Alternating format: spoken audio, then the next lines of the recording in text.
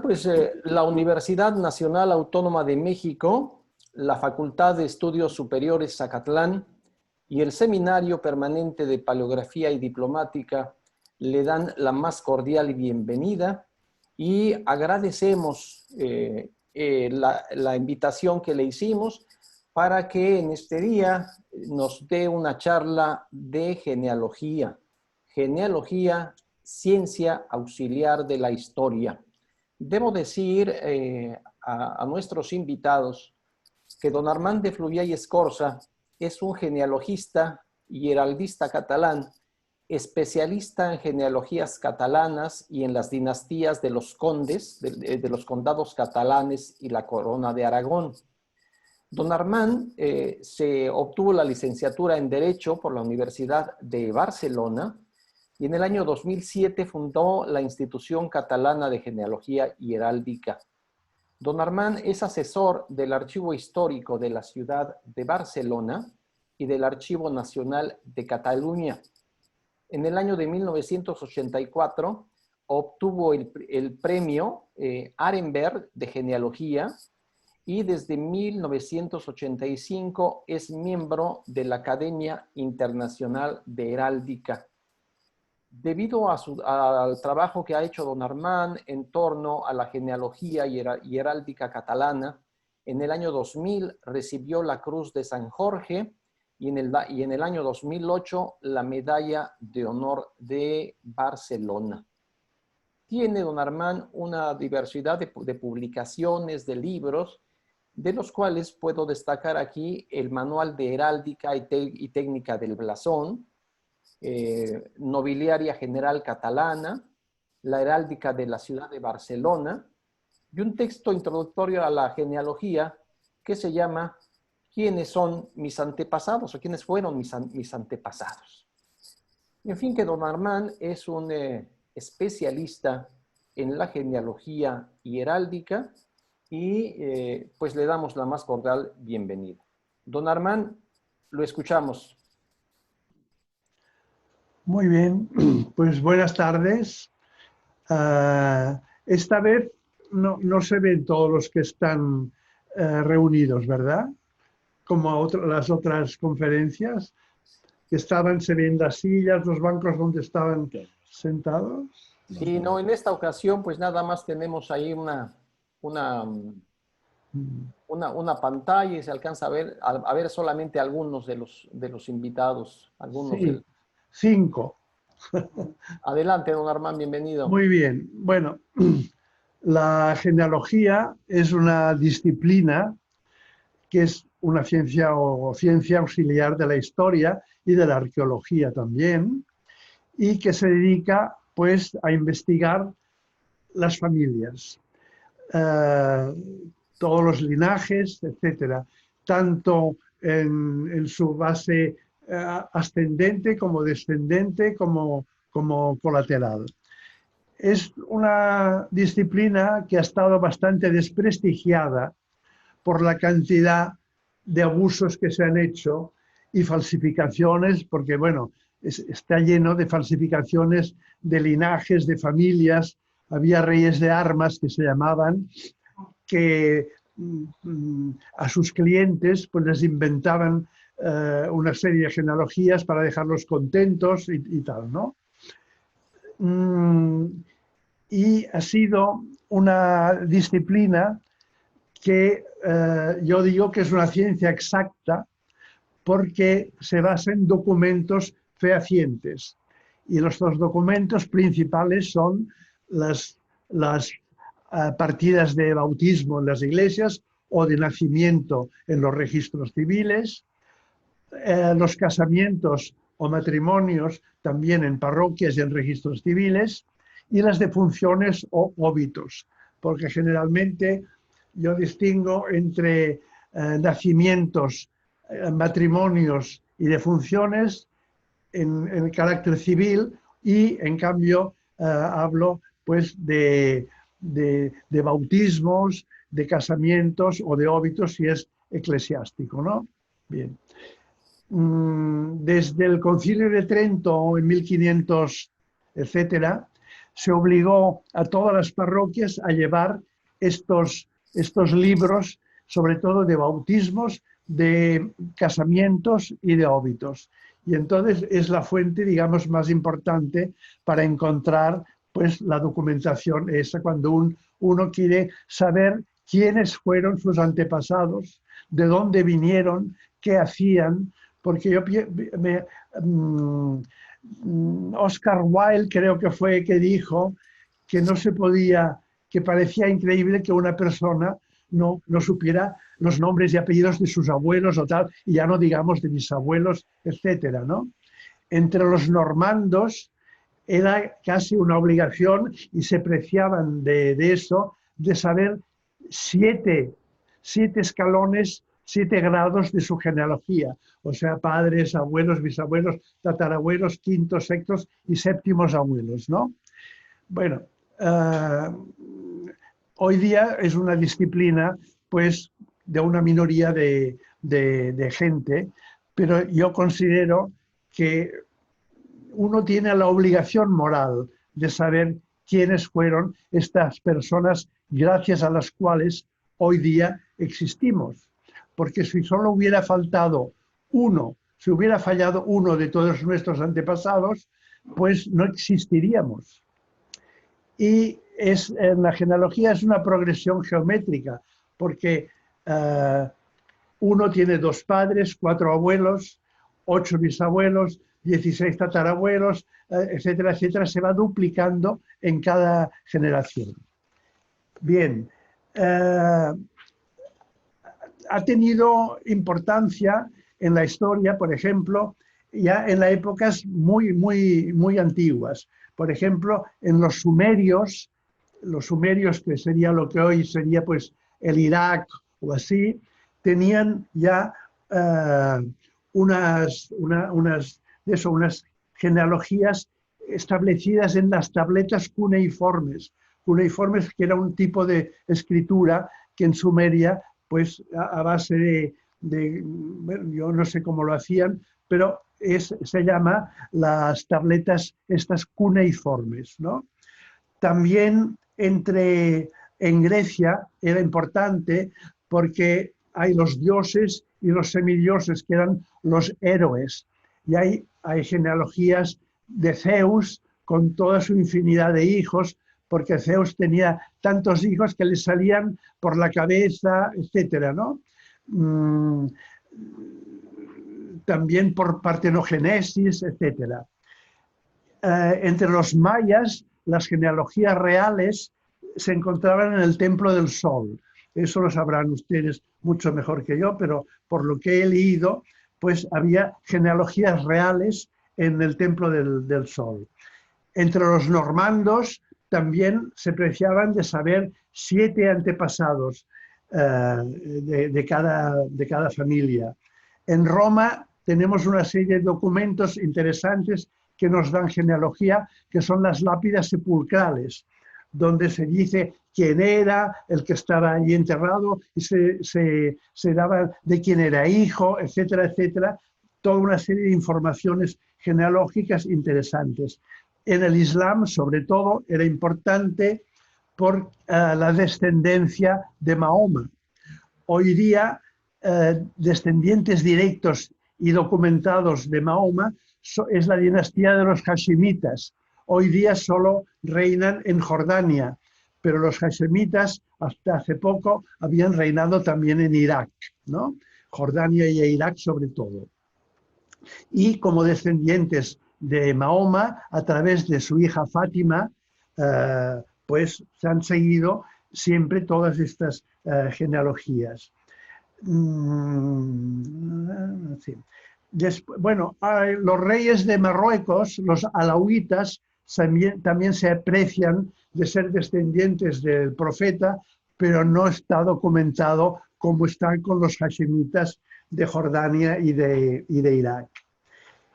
Y después tenemos en nuestra Biblia, hay los evangelios de Lucas y de Mateo que nos dan la genealogía de Jesucristo.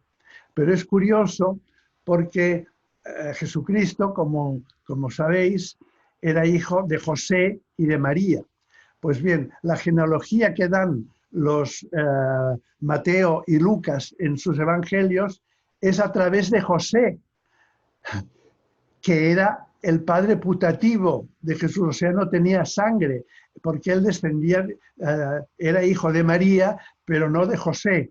En cambio, la genealogía parten de José y van diciendo, este engendró a tal, este engendró a tal, y tal, etc.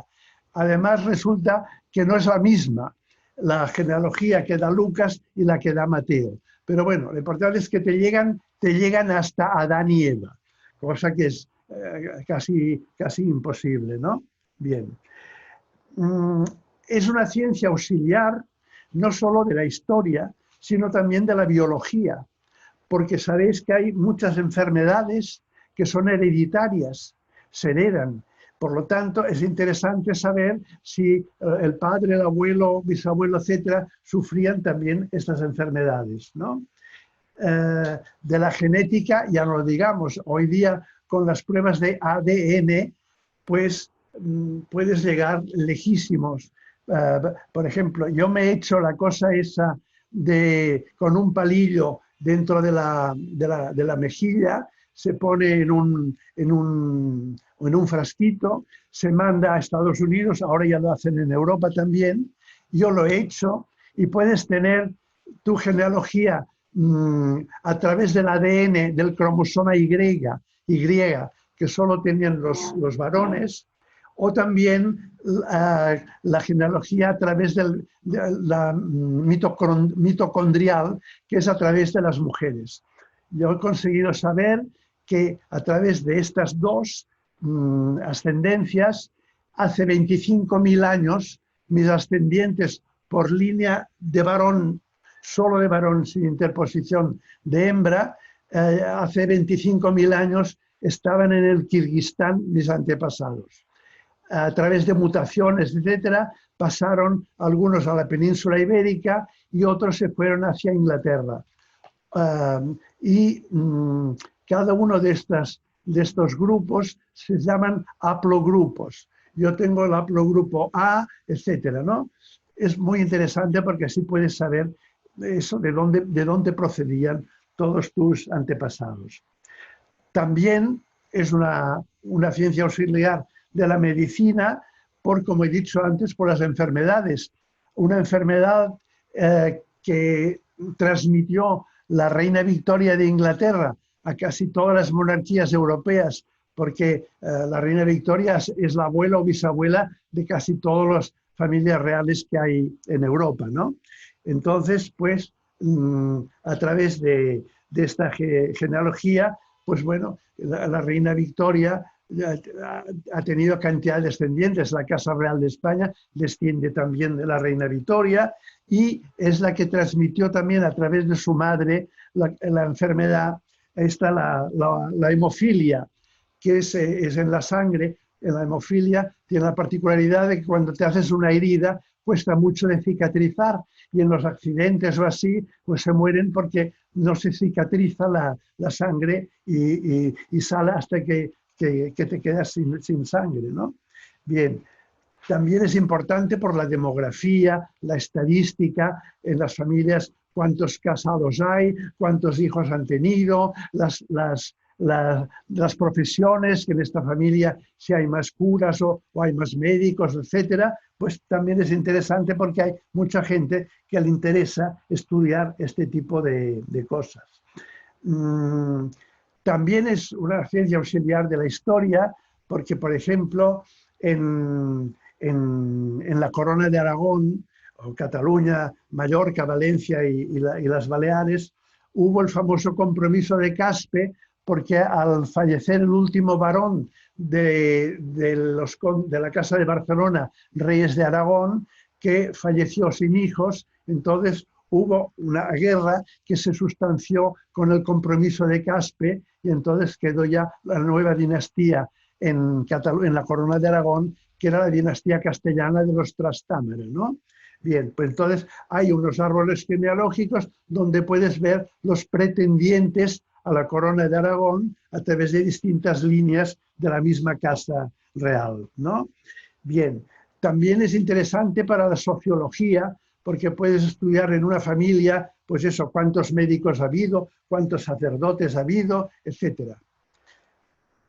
Y también por el derecho, también pues hay la filiación, el cómputo de los grados de familia.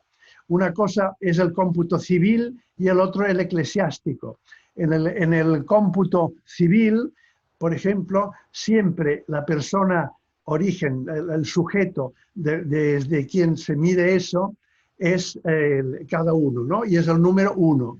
Entonces, el número 2 es el padre y el número 3 la madre. Bien, entonces el 4 es el doble del 2, o sea, el abuelo paterno. El 5 es la abuela paterna. Bueno, se van pasando así sucesivamente. Y cada antepasado tiene un número que es fijo en todas las personas. Por ejemplo, el número, si yo soy el 1, el número 5, ¿quién será? Pues el número 5 es una mujer, porque es un número impar. Los varones siempre tienen un número par, las hembras un número impar. El número 2 es mi padre, el 4 es mi abuelo paterno, el 8 es mi bisabuelo paterno, el 5 es la esposa del 4 y esta 5 es hija del 10, que es un varón cuya esposa es el 9, etc.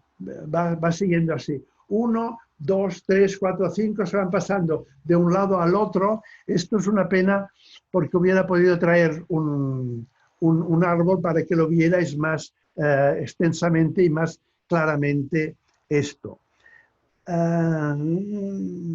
Bueno, esta progresión geométrica de antepasados, por ejemplo, 2, 4, 8, 16, 32, etcétera, en el año 1000, hay 24 generaciones. Desde hoy al año 1000, más o menos 24, 25 o 23 generaciones. Pues bien, en el año ese 1000, que son 24 generaciones, cada uno de nosotros tendría 8.559.934.592 antepasados. Eso es imposible porque en el año 1000 en toda la Tierra no existían tantos humanos. Entonces, ¿qué ha pasado? Pues que ha habido una gran cantidad de enlaces entre parientes. Y eso ha hecho que, claro, pues no es la cifra esta exacta, sino que hay muchos repetidos, ¿no? Bien, la genealogía es una disciplina que te demuestra que el racismo y la xenofobia son totalmente absurdos, porque todos unidos, a cuanto más lejos, más parientes encontramos que posibilidades, ¿no? O sea, contra la xenofobia y el racismo, pues la genealogía te demuestra eso, que todos tenemos antepasados. Hitler, que odiaba y se dedicó a exterminar a los judíos, pues tiene antepasados judíos también, que esto intentó disimularlo mucho. Es interesante también saber de dónde proceden nuestros nombres, porque cada nombre tiene un significado. Lo que pasa es que entre cristianos eso no se conoce, pero por ejemplo en otros países asiáticos o de africanos, cada nombre las personas saben qué significa. Yo me llamo Armand en catalán, en castellano es Armando. El origen es germánico, es Hartmann, hombre fuerte. Por lo tanto, este es un nombre germánico, pero hay nombres bíblicos, hay nombres musulmanes, etc.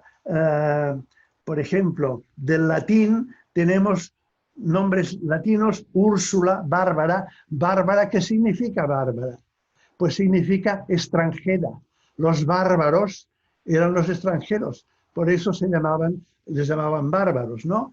Pues Bárbara significa extranjera. Victoria, todos sabemos qué es la Victoria, pues es el nombre ese de Victoria, también tiene su explicación. A ver, en fin, Miguel, bueno, todos. Hay nombres propios de origen griego, como Felipe, Filipos, quiere decir amante de los caballos. Y Felipe, pues es este nombre que significa amante de los caballos. Jorge quiere decir campesino, etcétera. En todas, en hebreo, en germánico, etcétera, ¿no?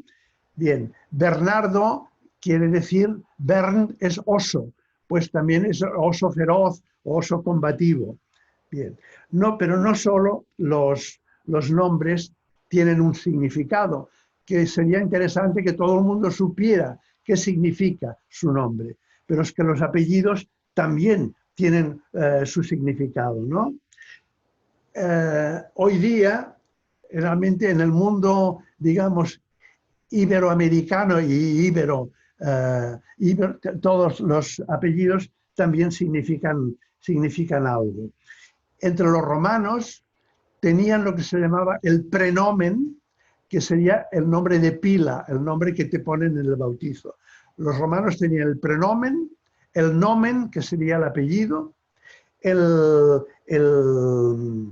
se llama? El agnomen, que es como diría un apodo que te daban, y el cognomen, familia, sí. El nomen es la gens a la que pertenecías, el pronomen es el de la familia, etcétera, ¿no? Por ejemplo, un caso más lejos, Publio Cornelio Escipión Africano. Publio era el prenomen, Cornelio era el nomen, o sea, de la gens a que pertenecía, la gens de los Cornelios. Con Escipión era el nombre de la tribu, de los escipiones, y africano era el agnomen o el sobrenombre que le dieron porque luchó contra los cartagineses en África. En España y en Cataluña también, las mujeres al principio tenían, por ejemplo, si estaba casada con un que se llamaba Pujol, pues le feminizaban el apellido y decían la María Pujola, o sea, esposa de uno que se llama Pujol, ¿no? Luego hay también los nombres los nombres malos o los apodos que también han dado lugar a apellidos. Por ejemplo, una persona que se llama de apellido Petit, Petit en catalán quiere decir pequeño, pues se originó porque seguro la persona que empezó con este apellido, pues le llamaron eso porque era pequeño. Calvo era que seguro que la persona de la que desciende, el que hoy día se llame Calvo, seguro que fue un mal nombre o un apodo que le dieron porque era calvo, ¿no? Bien.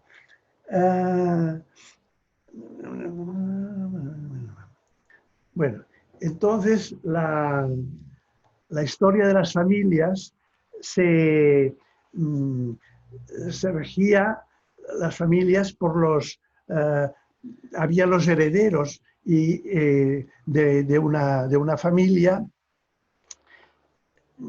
que llevaban generalmente también, hay dinastías, esto es muy común en Cataluña, que uno tiene el nombre de su padre, el hijo tiene el nombre del abuelo, se van transmitiendo los nombres de padre a hijo, alternando cada uno de ellos. Los parentescos pueden ser por agnación o por cognación.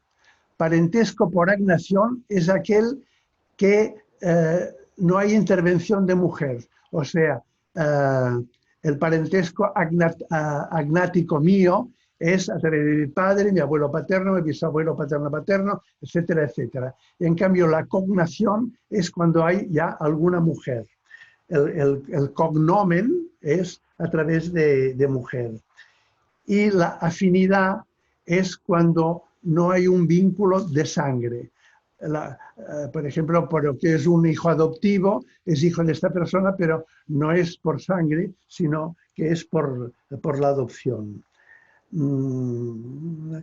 Luego, mediante la genealogía, podemos saber también que hay reyes que descienden de gente, de personas del común. Por ejemplo, la reina Sofía de España desciende de Velázquez, el pintor.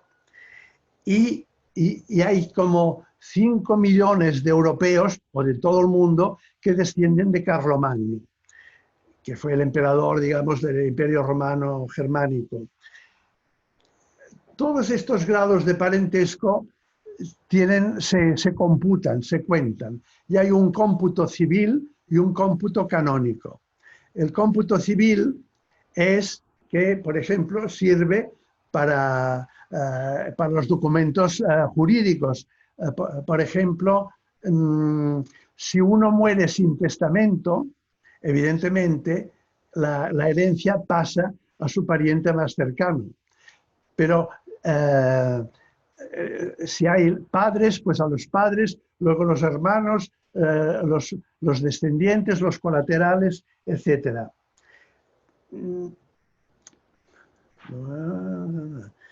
Hay un sistema que inventó en el siglo XVI un padre jesuita, el padre Sousa, que es el que se llama hoy día el sistema Sousa-Stradonitz para computar fijamente todos los antepasados. Hemos dicho, lo he dicho antes, yo soy el número 1, cada uno tiene su número 1, el 2 es mi padre, de número par, la madre es el 3, el 4 es el abuelo paterno, el 5 es la esposa del 4, o sea, mi abuela paterna, el 6, bueno, va sucesivamente pasando de una a otra generación. Luego, cuando uno ha establecido ya su genealogía, que la he ido encontrando, ya explicaré cómo se hace, pues con esta genealogía puede trazar un mapa migratorio. Yo, por ejemplo, pues tengo mi familia, de segundo apellido, que es Scorza, he podido encontrar que originariamente, por lo menos en el siglo XVI, estaban en un pueblecito que se llama la Pobla de Segur, y entonces puedo trazar la línea migratoria de mi linaje, porque uno de la Pobla de Segur, que está en el interior de Cataluña, era un pastor transhumante y llevaba el ganado hacia la costa de Cataluña. Entonces se enamoró de una chica de otro pueblo de allí cerca, se quedó allí, y hay estos Scorza que se han quedado allí, cerca del mar. Y eso que eran del interior de Cataluña, ¿no? Pues bien, con estos Scorza yo he llegado pues muy lejos a través de la genealogía. ¿Cómo podemos empezar para encontrar a nuestros antepasados? Pues mi consejo es que a quien le interese vaya primero a las personas más ancianas o viejas de su familia y procure tener la máxima información que le den. Pues quiénes eran, cómo se llamaban tus padres, tus abuelos, etcétera. Si tuvieron diferentes hijos, vas haciendo todo ya haciendo un árbol. Tus abuelos te dirán quiénes eran sus padres y sus abuelos. Podrás llegar a la generación más. Cuando hayas recogido toda la información de estas familias, entonces puedes ir a comprobarlo si esto es cierto o no. ¿Y cómo lo compruebas? Primero, el registro civil. En el registro civil ya sabéis que están todos los nacimientos, todos los casamientos y todas las defunciones, ¿no? Bien, pues y están por parroquias, y hay los libros sacramentales que se llaman, que hay los libros que salen a raíz del Concilio de Trento, se forman los libros de matrimonios, los de bautismos y los de defunciones. Y puedes ir investigando de uno a otro. Porque, por ejemplo, en todos los libros de bautismos, te dicen el bautizado de quién es hijo y también te dicen quiénes eran sus abuelos y te dicen de dónde eran. Y generalmente también te dicen qué oficio tenían. Por tanto, en cada generación, por ejemplo, en el matrimonio, en el nacimiento de un abuelo tuyo, pues pondrán quiénes eran sus padres y sus abuelos y de dónde eran. Y esto te facilita que a cada generación puedes encontrar más datos. Aquí en Cataluña lo tenemos mal, bueno, y en el resto de España también, porque cuando la guerra civil del 36 al 39, se quemaron cantidad de iglesias y al quemar las iglesias también se quemaron muchos libros sacramentales y por eso te imposibilita bastante poder hacer una genealogía. Pero bueno, o sea, cuando tienes la información que has recogido, te haces una especie de árbol y entonces vas al registro civil a ver si aquello es cierto y lo vas comprobando.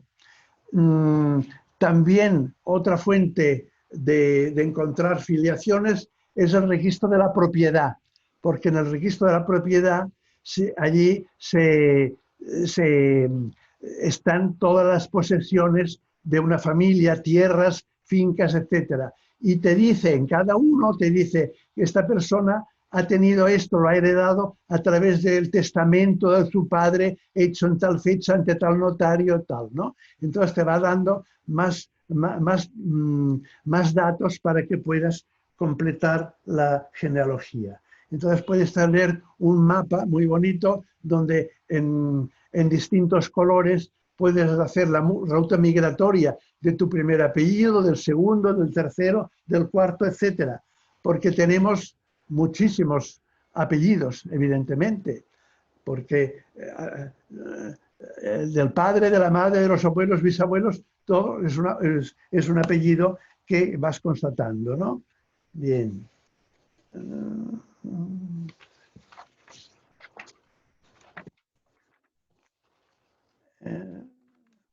Luego, las genealogías puede que te interese solo la de tu línea paterna, que es un árbol lineal que va hacia arriba, o puede ser la que te interesen tanto el paterno como el materno, y entonces tienes dos ramas que van uniendo así. Si te interesa además todos, pues evidentemente se va aumentando las ramas, porque cada apellido es una genealogía, ¿no?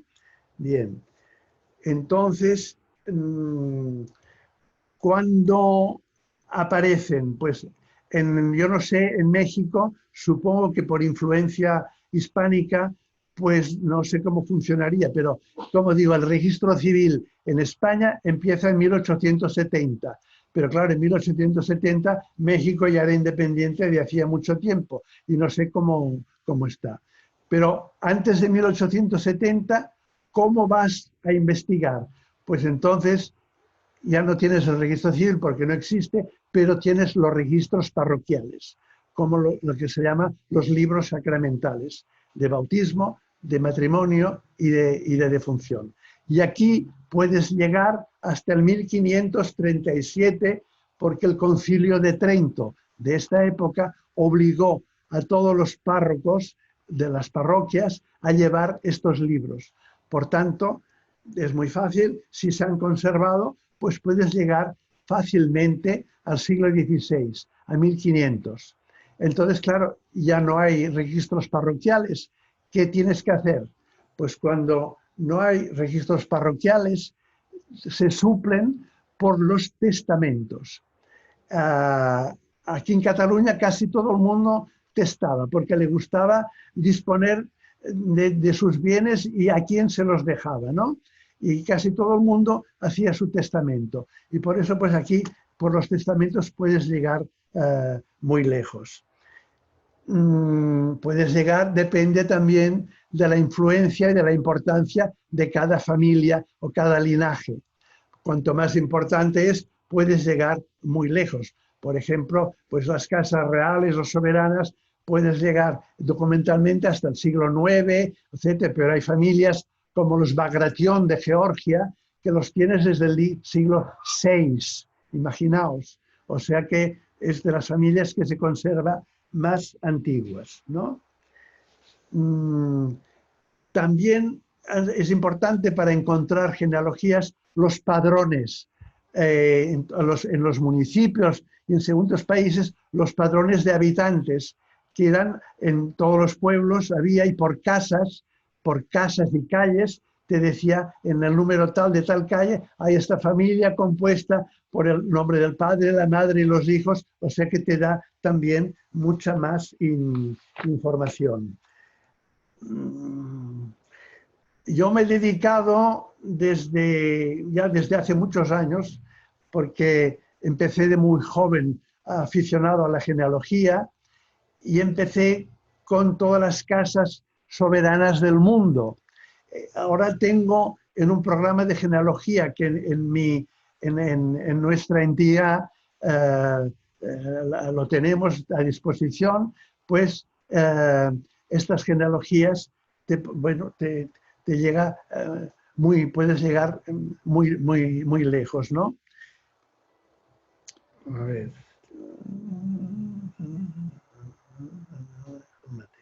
Hoy día con la informática, pues esto es mucho más fácil, puedes llegar a cantidad de líneas, puedes hacer la genealogía unilineal, bilineal, padre y madre, multilineal, etcétera, etcétera.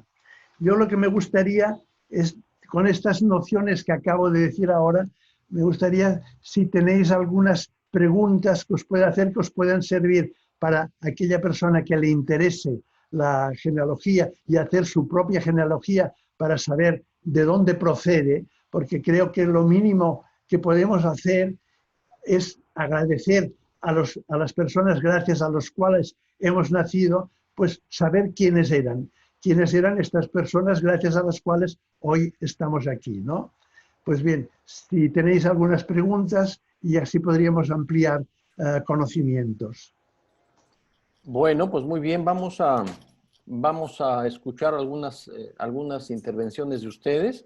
Les pido de favor a las personas que están en Zoom, la persona que quiera participar, levante su mano para activarle el micrófono.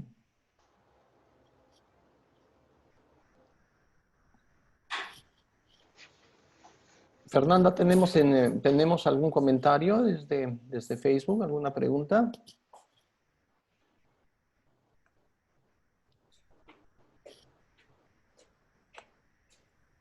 Listo, Fernanda. Ya, listo.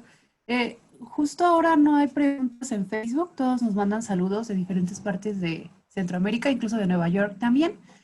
Y aquí nos piden, por favor, si nos podrían brindar bibliografía al respecto.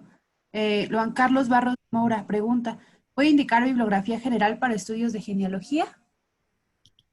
Es que no entiendo muy bien. Bibliografía de genealogía. Sí, para estudiar la genealogía. Bueno, claro, yo tengo mi manual de genealogía que se llama ¿Quién eran mis antepasados?, donde explica cómo todo esto que en pocos rasgos he hablado, cómo se hace una genealogía, cómo representarla, dónde tienes que ir a buscarlo, etcétera. Este es uno, se llama, ¿cómo se llama? En Internet puedes encontrar mucho. Este libro mío se llama Manual de Genealogía, ¿quiénes eran mis antepasados?, donde te explica todo eso. Y todo eso tanto sirve aquí como en cualquier otro sitio, porque siempre es lo mismo. Lo que vas a buscar es generaciones, de saber quiénes eran tus padres, también tus abuelos, a qué se dedicaban, cuánto tiempo vivieron, de qué murieron, porque esto en las defunciones siempre te dice. Y claro, para las enfermedades hereditarias es muy interesante también la genealogía, ¿no? Para saber, pues, en fin, yo tengo un árbol hasta mis bisabuelos en que pone siempre a qué edad murieron y de qué murieron. Entonces veo mis posibilidades de un ataque de corazón, mis posibilidades, claro, todo eso porque hay muchas que son hereditarias, evidentemente. Y entonces ya te puede dar una información de eso. Pero en Internet encontrarás mucha información sobre eso de genealogía, libros de genealogía, etcétera.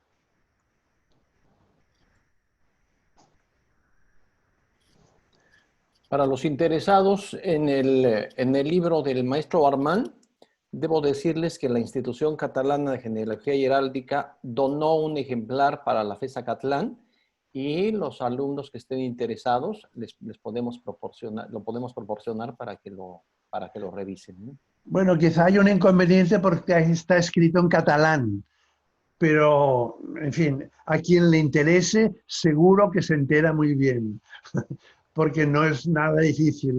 Vamos, el catalán y el castellano, pues se parecen porque dos son lenguas romances derivadas del latín, pues como el gallego, etcétera. Claro, si fuera el vasco, por ejemplo, que no tiene ninguna relación, el vasco se parece más al finlandés y al japonés que al francés, el inglés, el italiano o el español o el castellano, ¿no? ¿Algo más, Fernanda? Sí, también nos preguntan si podría repetir, por favor, cómo se llama el parentesco cuando es por adopción. No, no hay parentesco por adopción, porque no hay sangre. El parentesco se transmite por la sangre. Claro, la adopción no hay sangre. Entonces, pues claro, tienes que averiguar de quién era hijo, si era hijo legítimo, si era hijo de padres desconocidos, etcétera. Hay muchos casos de estos que, claro, entonces no puedes seguir la documentación.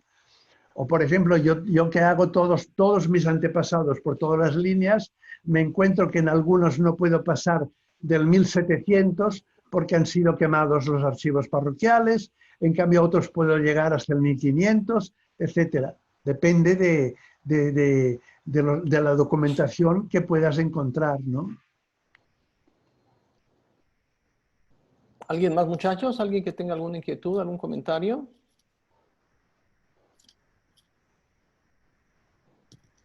Bueno, yo aprovecho para agradecer a Tigre Villatoro, que nos ve desde Austin, Texas, a Cecilia Oveda desde Guatemala, a Mateo García desde Zacatecas, Vladimir Pérez desde Colombia, Ramón Trujillo, que es señor coronista, Germán Rosales de Pasto, Colombia, Guadalupe Fortuño de Nueva York, Esther Candia de Paraguay, Kevin Rupira de Puerto Rico, Alisa Esperón de Brasil y Ruth Bojorquez de Sopojo, Colombia. ¿Alguien más, Fernanda? Ya tenemos aquí una participación de Jaycee Iride. Solo Gabriel Arellano pregunta que respecto a los análisis de ADN, esos análisis son 100% fidedignos y además pregunta hasta qué generación descubren el origen de la persona interesada. ¿Cómo el origen? Así lo preguntan respecto al análisis del ADN, respecto a la nacionalidad o similar, ¿hasta qué generación descubren el origen? Así lo pregunta Gabriel Arellano. No, con el ADN, como yo he dicho, claro, no te dan los nombres y no te dan las genealogías completas, pero con el ADN he podido saber que hace 25.000 años mis antepasados fluvia, o sea, de línea de varón por varón, estaban en las estepas del Kirguistán. Pero claro, y luego también puedes saber si ha habido mutaciones, porque a través de estos 25.000 años se producen mutaciones. Pues estas mutaciones también aparecen en la documentación, en lo que consigues a través del ADN. Lo que pasa es que no te da nombres, bueno, más o menos. Yo, por ejemplo, en mi haplogrupo del ADN del cromosoma Y, soy pariente, pero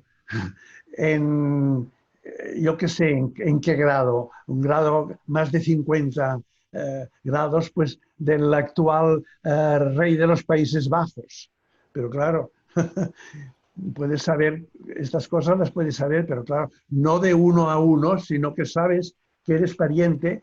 Eso sí, puedes saber que el entronque es en el 1500 y a partir del 1500 tenemos antepasados comunes.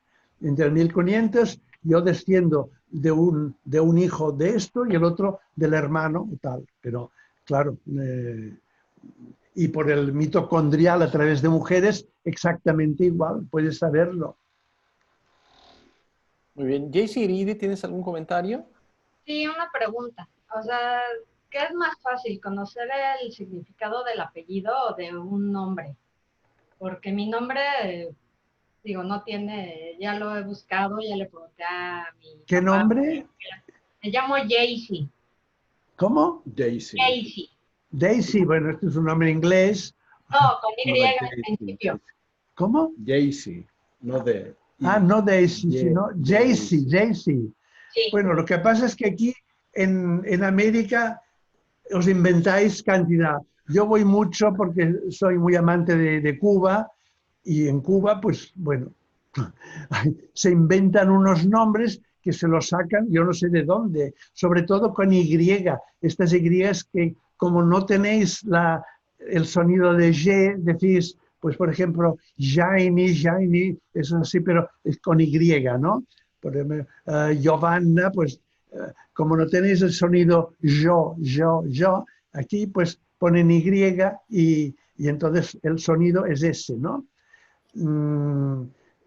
Claro, pues no sé, ¿Y el apellido? y el apellido, pues como he dicho antes, hay apellidos que proceden de los oficios. Por ejemplo, si tú te llamas zapatero o te llamas carpintero, que hay apellidos que se llaman así, sabes seguro que un antepasado tuyo era carpintero o era zapatero o lo que sea. Hay apellidos de oficios, hay apellidos que son nombres propios, hay apellidos que son en realidad apodos. Por ejemplo, en catalán es lo petit, es pequeño. Pues seguro que estos que se llaman petit tuvieron un antepasado que era muy bajito, le llamaban petit y se forma, porque los apellidos se forman, claro, como he dicho, en Roma había el prenomen, el nomen, el cognomen y el agnomen. El nombre de pila, el nombre de la familia más próxima, el nombre de la tribu y el apodo, ¿no?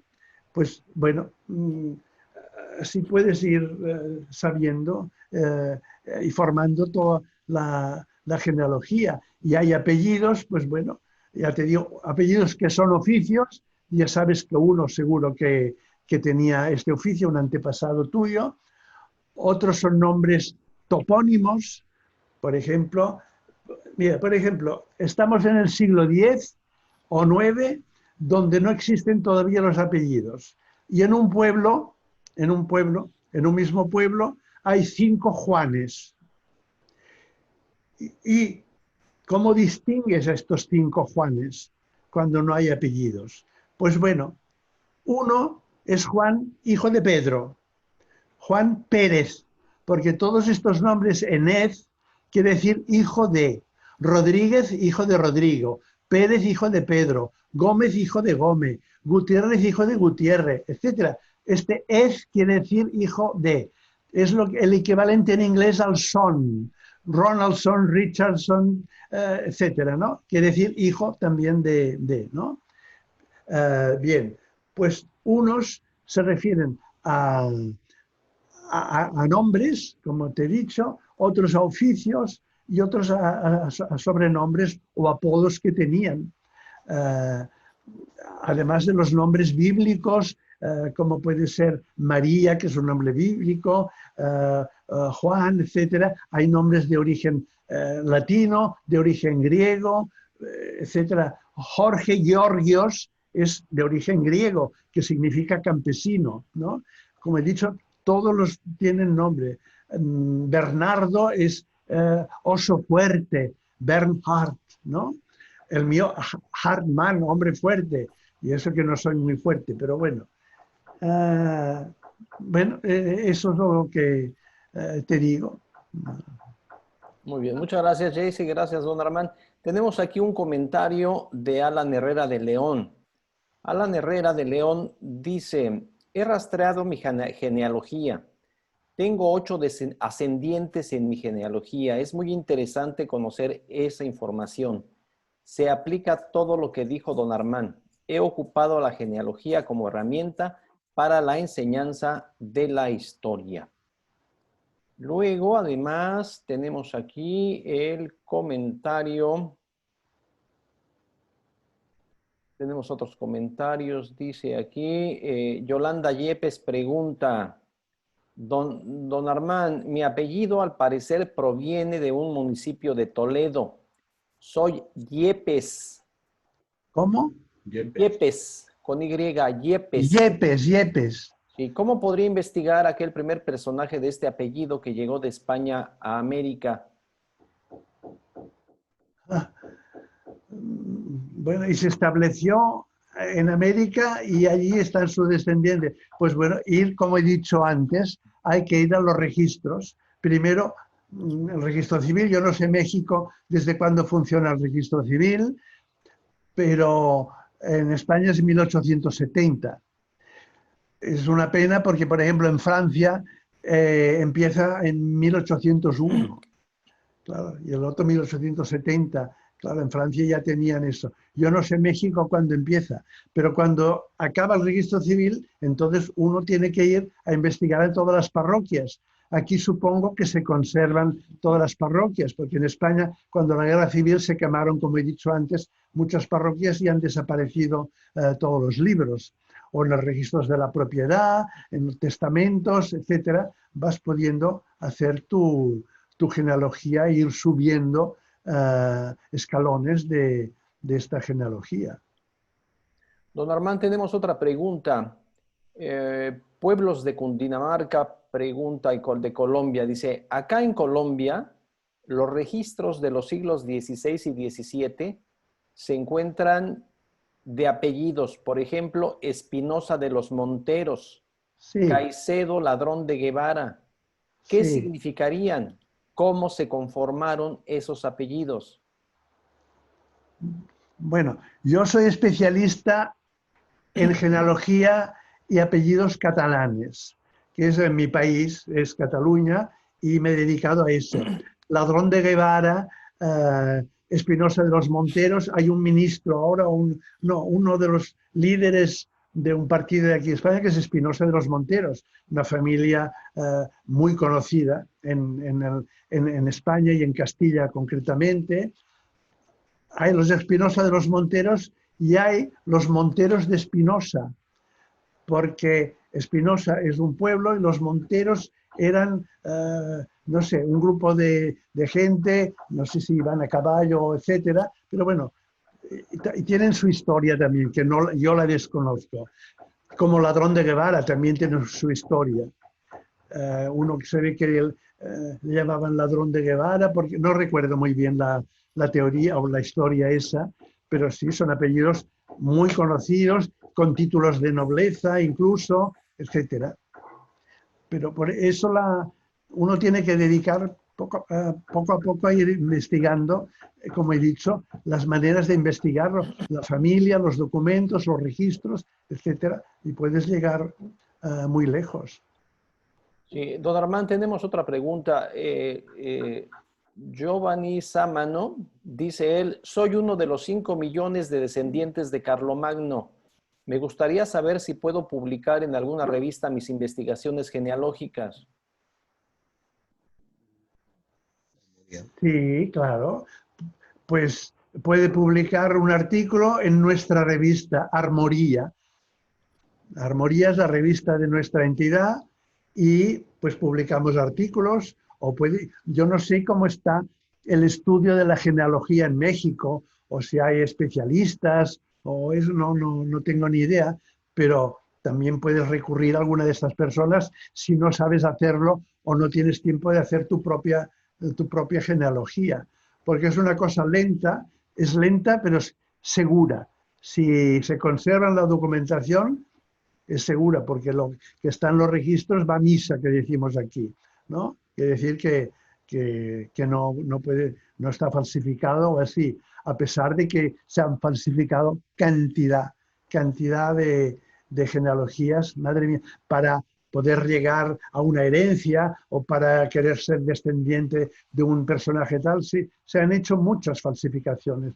Por eso llegó a una etapa que los historiadores no prestigiaban la genealogía por la cantidad de falsificadores y falsarios que ha habido en la genealogía. Bien, maestro. Abraham Licona pregunta, ¿qué tan acertada es la genealogía para conocer los casos en criminalística? A ver, ¿no puede concretar un poco más? Sí, dice aquí, ¿qué tan acertada es la genealogía para conocer los casos en criminalística, en trastornos como la psicopatía, por mencionar uno? Bueno, ya he dicho que hay enfermedades que se transmiten hereditariamente y por lo tanto, pues, pero esto no tiene nada que ver para averiguar la genealogía. Sí sabes que puedes heredar cantidad de enfermedades que son hereditarias y otras no. No sé qué decir con eso. Bien, tengo aquí un comentario de Nancy Mamani Vallejos. Dice, más que una pregunta es un comentario. Actualmente estoy haciendo un trabajo histórico respecto a 2 calles de mi ciudad y he encontrado que para fines del siglo XVII se demarcaban por el nombre y apellido de una persona, como por ejemplo la Casa de los Bedregales. Pero, ¿qué es la Casa de los Pedregales? ¿Qué es eso? Bueno, que de esa manera se delimitaban las calles en el siglo XVII con el nombre de con el apellido de la familia que ahí vivía. Sí, sí. Por ejemplo, en Barcelona hay calles con nombres de personas que han existido, de apellidos, etcétera. Por ejemplo, eso que decía yo, en un pueblo, en el siglo X o IX, que hay 5 Juanes. Bueno, a uno le llaman Juan, hijo de Pedro. Ya saben que este Juan es el hijo de Pedro, otro habitante. Otro Juan vive al lado del río, pues Juan del Río. Ya es otro Juan, que no es el del Juan, hijo de Pedro, este es ese. Otro por su oficio. En esta época generalmente se heredaban los oficios, ¿no? Pues bueno, eso, Ballesteros o lo que sea, cualquier apellido que es un oficio, pues también, o sea, hay calles en que la calle de una familia que vivía allí, pues puede haber cogido el nombre de la familia esta calle, pero las calles les ponen nombres de ciudades, de pueblos, de personajes famosos, de acciones, etc. No puedes hacer una cosa concreta. Bien, Fernanda, ¿tenemos algo más, por favor? Sí, Gabriel Carrillo pregunta, ¿cómo es la construcción de los escudos de familias con base en los nombres y títulos nobiliarios? No entiendo. Com es fan els escuts nobiliaris? ¿Cómo se hacen los escudos? Ajá. De los escudos de familias con base en sus nombres y títulos nobiliarios. No. O sea, a ver. Todas las familias nobles, en principio, tienen su escudo. Ahora, hay personas, pero eso ya es heráldica, no es genealogía. Todas las familias nobles tenían su escudo, que se transmitía de padres a hijos, etc., ¿no?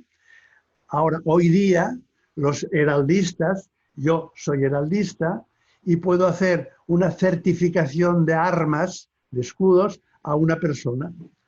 Y depende, digo, bueno, ¿qué quieres que figure en este escudo? Algo que a ti te interese mucho, te liga mucho contigo, con tu familia, lo que sea, entonces les pones eso. En un escudo puedes poner cantidad de cosas, ¿no? Pero relación con la familia, no. Digue que no hi ha escuts de família. No hay escudos de familias, hay escudos de apellidos. Escudos de familias no. Y no todos. Y no todos los apellidos tienen su escudo, porque algunos que te digo en principio eran las familias nobles. Ahora yo puedo hacer una certificación de escudo a una persona que me viene a mí, le hago todo el informe y entonces él lo pone a una casa de patentes y marcas y ya queda para que no otra persona no le pueda coger ese porque él ya lo tiene, digamos, certificado en esta oficina de patentes y marcas. Por lo tanto, aquel es suyo y de sus descendientes. Entonces, yo he hecho escudos a personas y son para él y todos sus descendientes, hombres y mujeres, por línea masculina, porque se transmiten por línea masculina, pero los tienen tanto hombres como mujeres. Muy bien, don Armando. Tengo aquí un mensaje de don Luis Fernando Díaz Ábalos. Él es vicepresidente de la Academia de Estudios Genealógicos y Heráldicos de México. Dice él que fue fundada por don Fernando Muñoz Altea, rey de armas, en 1990. Y dice que quedamos a sus órdenes para estar en contacto. Bien, sí. Cuando quiera yo puedo darle la información que desee. Pero esto rey de armas, ¿quién lo ha nombrado, este rey de armas? Bueno, es un mensaje que nos manda, no nos dice ese mensaje. Dice rey de armas en 1990.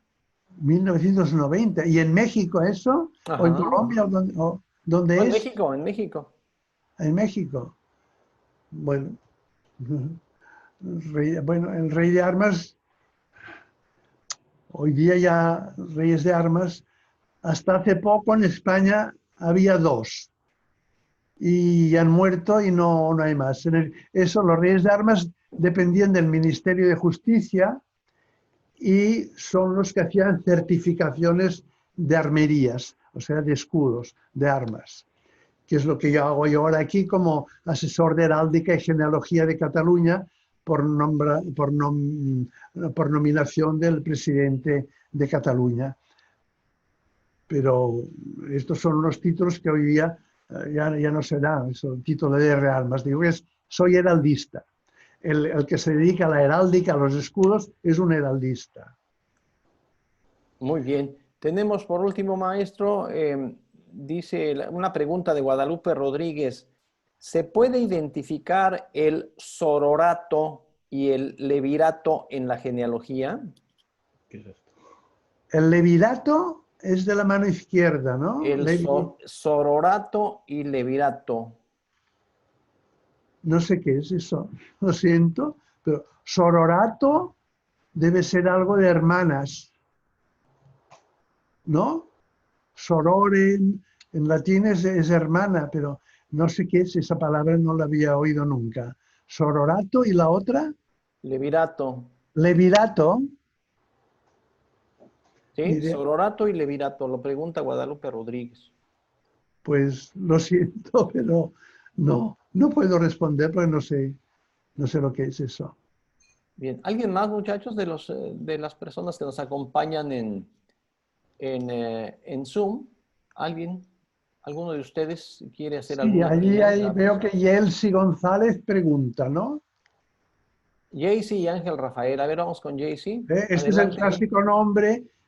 Es el clásico nombre que encontrarás cantidades en Cuba, en estos días, Jaycee, tal, o así, muchos cogidos por influencia americana o así, y bueno, González quiere decir hija de Gonzalo, eso está clarísimo. Sí, eso sí. ¿Y Barajas? ¿Eh? Barajas. Barajas. Sí. Es un topónimo. Cerca de Madrid está Barajas. El aeropuerto de Barajas está en el aeropuerto, o sea que hay apellidos que son topónimos. Por ejemplo, no he terminado aquello. Hemos sabido, el Juan que es hijo de Pedro es Juan Pérez. El Juan que vive al lado del río es Juan del Río. Pero, por ejemplo, un Juan en este pueblo que vino de otro pueblo que se llama, por ejemplo, Barajas, pues Juan de Barajas. y eso ya los barajas. Otro por el oficio, Juan Carpintero, pues el oficio, todos son, es la manera de distinguir, porque en un mismo pueblo veía 5 que se llaman igual, pues los diferentes apellidos vienen de eso, o del propio padre, del lugar donde estás, de dónde vienes, etcétera, o el llamado de eso, o calvo, pues había uno que era calvo, ¿no? Son apodos o sobrenombres. Bueno, esa no era mi pregunta, pero pues vamos, ahora sí que retomando, ahora sí que ya que usted lo retomó, pero bueno, mi pregunta es, ¿tiene actualmente algún uso útil el escudo de armas de un apellido, de una familia, o es nada más por gusto que lo puede tener alguien?